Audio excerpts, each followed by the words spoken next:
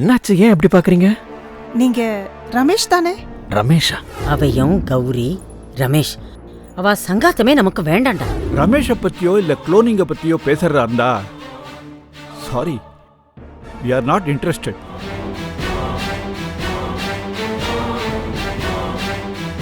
ஆரம்பத்துலேருந்தே நான் சொல்லிட்டு இருக்கேன், ருக்கு பாட்டியை கண்டுபிடிச்சோன்னா எல்லா டாட்ஸையும் கனெக்ட் பண்ணிடலாம். இதுதான் ருக்குவோட சின்ன வயசு போட்டோ.